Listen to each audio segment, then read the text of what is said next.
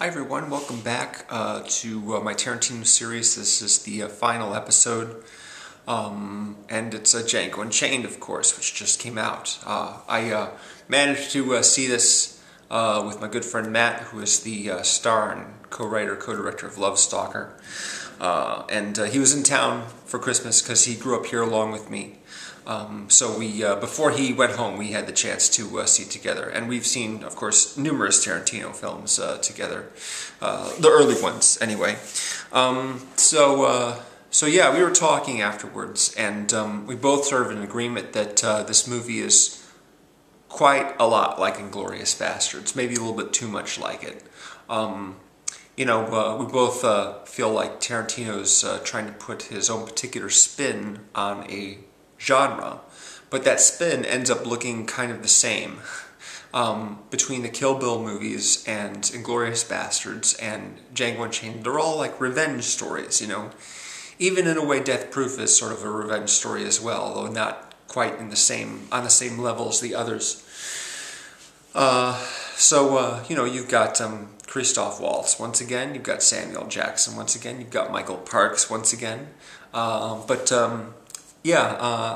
obviously the style is similar to the last few movies that he's done, in that it isn't one of these chronologically mixed crime stories. It's a genre that's been given a different spin. The main character, Django, is played by Jamie Foxx, of course. At the beginning of the film, he is a slave being transported by a couple of brothers, along with a group of other African-American men. At which point they encounter a dentist, or at least a man who claims to be a dentist. This is the Chrisoph Waltz character. He's actually a bounty hunter. And he frees Django because Django is familiar with three guys who he's trying to hunt down for the bounty. They're the Brittle brothers, although they may be going under a different name. When Django actually tells him that he and his wife had been sold separately to different masters, Chrisoph Waltz says, "Okay, tell you what, you help me track down these guys who I'm trying to get the bounty for. In return, I'll help you, find out where your wife is, who she's been sold to, and help you get her back." So they enter into agreement. In the meantime, before they get to his wife, they end up finding a bunch of people to get the bounty on, so they end up making some money. Over the course of a few months, Chrisoph Waltz trains, I forget what his name is, Dr. King, actually. Dr. King Schultz. It was funny that he'd be called Dr. King in this movie, given that he's not only white but German. So their sort of mission, as it is to try and find all these real nasty types. Bounty hunters basically function as operatives of the court system in America. So they have their warrants, and after they gun a guy down suddenly in the street or something like that, they'll pull out their warrant for whoever the lawman is and says, "Look, see, we're authorized to do this. It's okay with you. All your deputies want to put your guns down now. Stop pointing them at us because we're authorized to do this. We're going to take the body away if that's okay with you." Some of the people that they come across while they're doing this are Don Johnson, who runs a plantation, and Tom Wopat, who is the marshal of one of the towns they visit. Tom Wopat, of course, played one of the Duke brothers in the Dukes of Hazzard television series from the 80s. So it's fun seeing him again. I didn't recognize him at first, but I thought, oh, wait a minute, is that Tom Wopat? Yeah, that's right. So after a few months of hunting down criminals, shooting them bloodily, and then turning their bodies over to the justices for cash, they managed to locate where Jamie Foxx's wife, Django's wife, whose name is Broomhilda, not like the comic strip character, but like the German mythical character, is been sold to a plantation that has been nicknamed Candyland because the person who owns and runs it is Calvin Candy, a third-generation slave master, and Cotton Mangate, who's played by Leonardo DiCaprio, and he has a whole staff of black people working on his plantation and in his house. Once they discover who he is, then they go there under the guise of being a couple of people who are looking for Mandingo fighters. They don't want to give up their true purpose too quickly. So they say that they're interested in Mandingo fighting, which is when a slave owner pits two slaves against each other in a brawl, two slaves that he owns, and they take bets on which one will win. So there's some fighting going on here, and Jamie Foxx is posing as a Mandingo expert who's advising Dr. Schultz on which Mandingo, which black strongman to spend his money on. He's looking for a champion. So they make this whole big hullabaloo about looking for a fighter, when in fact they're actually just looking for Broomhilda, Jamie Foxx's wife. So that leads to the extended segment on Candyland, the plantation, the property. Sorry if this is a little rambly. I just saw this movie yesterday, so I'm fitting all the pieces together. So I'm not going to get into more of the plot because I don't want to spoil too much. But I have to say, overall, I liked the story behind this movie more than Inglourious Basterds, and some of the characters more. There didn't seem to be any that were really out of place, the way that Brad Pitt's character seemed to be out of place in Inglourious Basterds. A little bit too overly comical of a character, or at least played overly comical. So there wasn't anything like that. I thought that for the most part the acting was really good. My issues with the movie were mostly with the editing. As I understand it, this was kind of a rush post-production in order to get it released on time for Christmas, and I think that maybe Tarantino could have indulged himself a little less with some of these scenes right here. The first half of the movie takes him a long time to get to Candyland finally.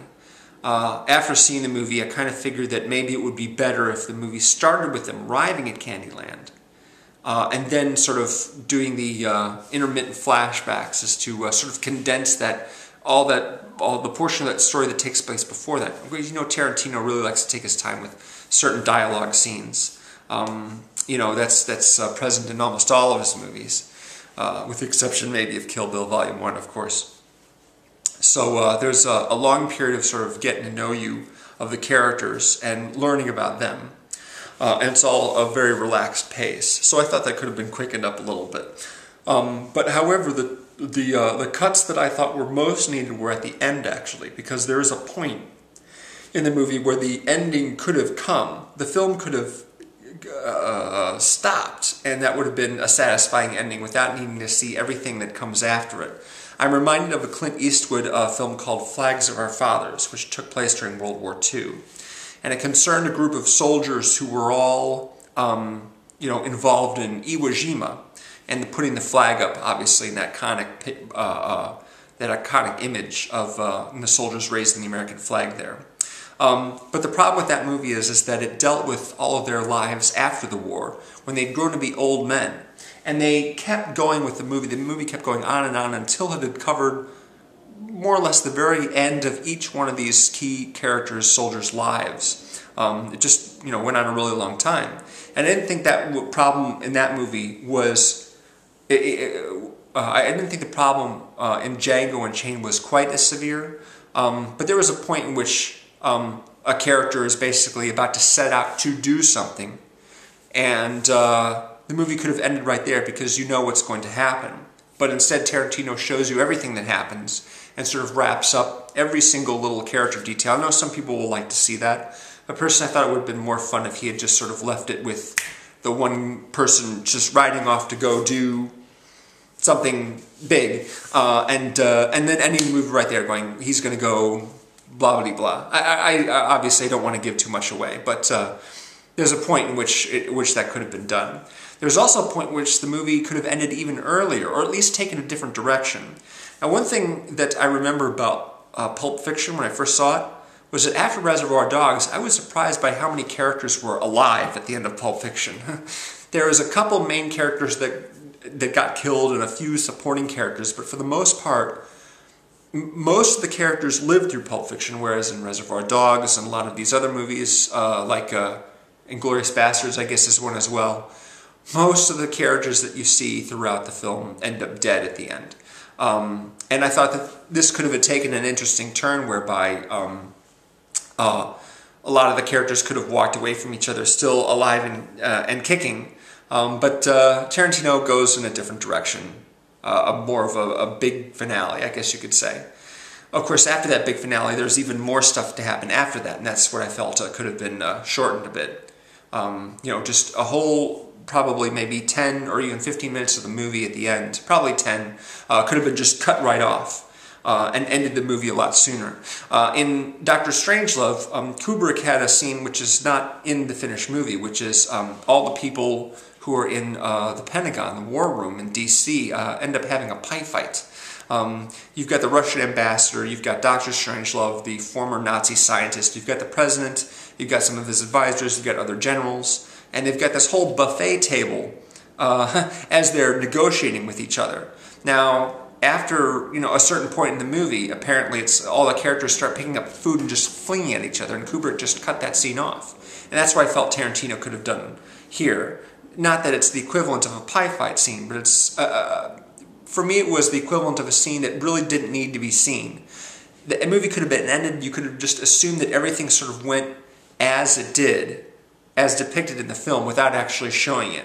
Just sort of letting people get the impression that was what was going to happen, and then end the movie right there. Because at a certain point, when the movie goes on, nothing really surprising happens after that, which is kind of a shame, because it just sort of extends the amount of time you sit in the theater and doesn't really add to the experience at all, other than maybe give you more, mayhem, I guess you could say. So anyway, as far as acting goes, the real standouts here for me were Leonardo DiCaprio and Samuel Jackson. They make a great team, the two of them. Leonardo DiCaprio plays Calvin Candy, the guy who runs Candyland, and Samuel Jackson plays Steven, his head slave, really. The guy who's sort of in charge of running all the others and keeping discipline and order, and actually advising Calvin. Apparently he's been sort of, he's worked on this particular property for most of his life. And it's really weird seeing the two of them as a team right there, because there's Samuel Jackson standing right next to Leo as he's sitting at the dinner table, and he echoes everything DiCaprio says to everybody else. Yes sir, no sir, oh yeah, that's a fine idea, whatever, and he's like Flavor Flav to Chuck D in Public Enemy, constantly just supporting everything, that Chuck D says. So that was a little odd, but I wouldn't have thought that DiCaprio and Samuel Jackson would make a really great team, but they do, and they're essentially the bad guys in the movie, or at least the worst of the bad guys. Yeah, DiCaprio has some really, really good moments in this movie, so does Samuel Jackson, and Jamie Foxx is pretty stoic, but he's good as well. He projects a really great "don't F with me" vibe throughout the entire thing. Once he sort of, comes into his own and gets some good clothes and some good shades and a good hat and a pistol to wield, do not want to mess with him. Chrisoph Waltz is basically playing his character much the same way he played Landa in Inglourious Basterds, only this time he's not working for the Nazis, he's a noble guy, but he basically is, his demeanor is pretty much exactly the same as it was in that movie. So, yeah, he's good and all that, but it's just kind of more of the same. So anyway, yeah, there's some decent action in the movie, and some fun music tracks, and also there's Franco Nero, who played Django in the original film Django. He's also in the film, but just for briefly. So yeah, where does this lie with me? In some ways I like it more than Inglourious Basterds, in some ways I like it less. Most particularly the length. It really felt really, really, really long, and I was looking forward to it ending, actually, and that's not a good sign. If you're actually looking forward to a movie being over with while you're watching it, that's not a good sign. So yeah, it ranks in the lower half of Tarantino's filmography. Where exactly for me, not really sure, but I'm sure a lot of you guys will really enjoy it. Yeah, for me, it just, I would like to see Tarantino, A, take the time that he needs to really trim down what he's got, and B, to actually want to do that, because I know a lot of the times he just doesn't want to do that. He just wants to have scenes play out the long way and relax and take their time. And I felt, you know, there was a number of instances throughout the movie, in the beginning and in the end, where it could have been cut down. Now, the middle part on Candyland itself, that centerpiece right there, that one was just fine as is. That was really good. Because there's this constant tension of them playing the roles and wanting to not be discovered. It's the same thing with Inglourious Basterds, actually. People are playing a lot of, you know, roles in that movie too, hoping they don't get discovered. Yeah, similar in many, many ways to Inglourious Basterds. And it would be nice to see Tarantino do something different. Sort of similarly to how I feel about Girl with the Dragon Tattoo. Directed by David Fincher, it's, you know, a really good movie, but again, a lot like some of the other stuff Fincher's done, and I'd like to see him do something, you know, a little different. And that's, I guess, what I'd like to see from Tarantino as well. Of course, it would be nice if he made nothing but movies that were very much like the ones that he made in the 90s, but then I'd probably be getting sick of those, so who knows. Anyway, another 3 movies to go for him, I guess, and then he's quitting, but I guess we'll see about that. Thanks very much for watching, guys, and thanks again for commenting. And I'm going to do one more video just to sort of wrap up all my director series, because I hadn't done any sort of concluding video for any of them. So I'll just sort of be, I don't know, talking about some of my favorites from each of them in a future video that I'll probably do in the next couple days. In the meantime, of course, I appreciate all your comments. There have been a lot of guys who have been commenting on all these videos. I really appreciate that. Of course, if you want to make a video, attach it to mine. Also on the movie, if you're, you know, going to be seeing it soon, please do, and I'll add it to the big master playlist of Tarantino videos that I've got. Take it easy, guys. Thanks for watching, and I'll see you again real soon. Bye.